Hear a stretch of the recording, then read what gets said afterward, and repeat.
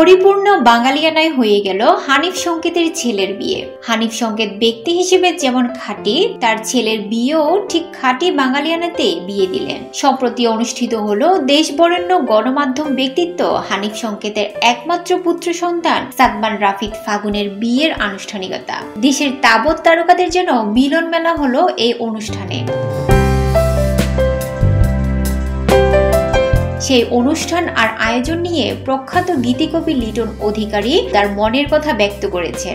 বিয়ের অনুষ্ঠানে আমন্ত্রণ পত্র অর্থাৎ কার্ড জুড়ে দেশীয় ঐতিহ্য বাঙালিয়ানা দেখা গেছে। বিয়ের আনুষ্ঠানিকতায় ছিল নান্দনিকতার ছোঁয়া। আমাদের বাঙালির বিয়ে এখন সে আদি সংস্কৃতিতে নেই, সরে গেছে অনেকখানি।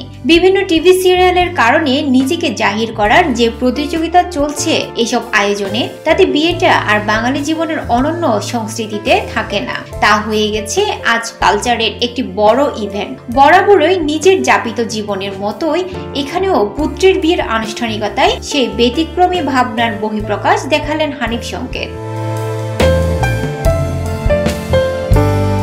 লিটন অধিকারী বলেন, দেশে তারকা তো এখন অনেক, কিন্তু সত্যিকারের তারকারা কিন্তু সব সময় একাট্টা হয় না। সেখানে সত্যিকারের তারকাদের যেন মিলন মেলা ছিল 23 মার্চ। সেট আনুষ্ঠানিকতা এবং নান্দনিক পরিবেশনার কথা বলতে গেলে একটা বিষয় আমার কাছে অবাক লেগেছে, তা হলো পুরো ভেন্যু যেন আকাশটা সাজিয়েছেন তিনি। মনে হচ্ছে ঝুলন্ত বাগানে প্রবেশ করলাম। কোন রকম কানের বিরক্তি না দিয়ে বাজছে দেশীয় বাদ্য।